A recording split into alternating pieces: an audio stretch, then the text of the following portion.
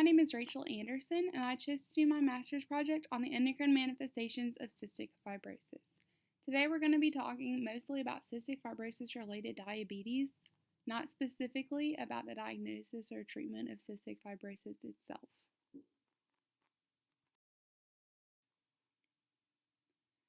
The life expectancy for patients with cystic fibrosis has increased dramatically over the past several decades and is currently above 40 years. This has led to an increase in the development of non pulmonary complications because patients are living long enough for complications like these to develop. The most common complication is cystic fibrosis related diabetes, which affects nearly 50% of adults with cystic fibrosis. Other manifestations include infertility, osteoporosis, and liver disease. The exact cause of cystic fibrosis related diabetes, or CFRD, is unknown, but there are two good explanations, and they both have to do with the underlying defect in CFTR.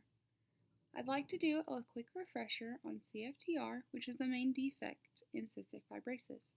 It stands for the cystic fibrosis transmembrane conductance regulator, and it's responsible for chloride transport. A lack of functioning CFTR results in decreased fluid and salt excretion. This causes a buildup of dehydrated mucus in the airways and blocks pancreatic exocrine outflow. This blocks the exocrine digestive enzymes from exiting the pancreas and fibroses the pancreas, which impacts both endocrine and exocrine function. Fun fact, cystic fibrosis is actually short for cystic fibrosis of the pancreas. This is sort of similar to type 1 diabetes, in that this diabetes is partially caused by physical destruction of the pancreas.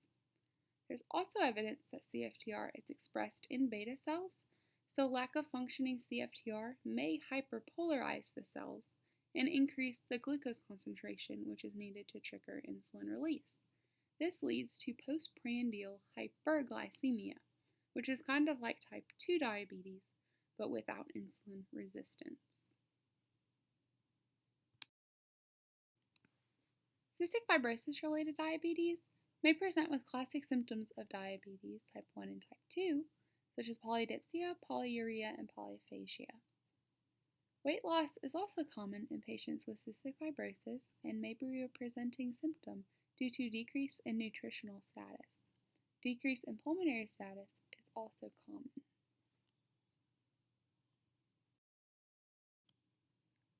Diagnosis of cystic fibrosis related diabetes is heavily related to screening.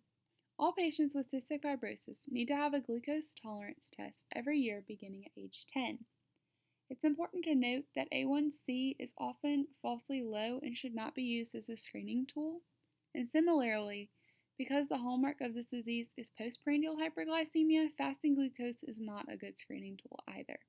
These tests may be used in the diagnosis, but they're not good for early diagnosis and screening. Diagnostic criteria is similar to that of type 1 and type 2 diabetes.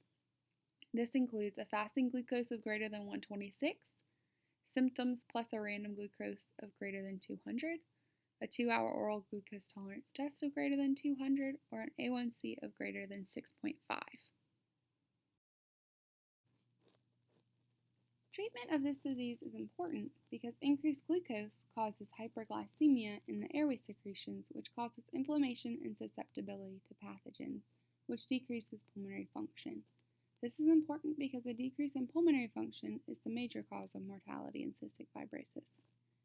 Treatment is currently based off of insulin therapy. Rapid-acting insulin may be used if postprandial hyperglycemia is experienced. And if the patient is experiencing fasting hyperglycemia, then basal insulin may be used. Because this occurs due to the underlying CFTR gene defect, prevention is mostly based off of early recognition and treatment. Patient education is important with this disease because the patients will be using insulin and they need to be taught about avoidance and signs and symptoms of hypoglycemia. These may include hunger, headache, sweatiness, shakiness, confusion, dizziness, and irritability. Another main thing that patients with cystic fibrosis related diabetes need to be taught about is the diet that they need to follow, which is very specific and should be followed under the guidance of a dietitian. These patients do not need to cut carbs like patients with type 2 diabetes may need to do. They have difficulty maintaining their nutritional status as it is. They should be eating up to 1.5 times the daily recommended value of calories. 40% of these should be from fat, and up to 2 times the recommended protein with liberal use of salt. So again, it's very important that they be seeing a dietitian to meet these nutritional goals. I hope that this presentation has been informative on how to care for patients with cystic fibrosis related diabetes. Again, it's important because about half of patients that develop cystic fibrosis will get this disease, and early identification and treatment is key. Thank you so much for your time and for listening to this presentation. These are the references that I utilize for this presentation.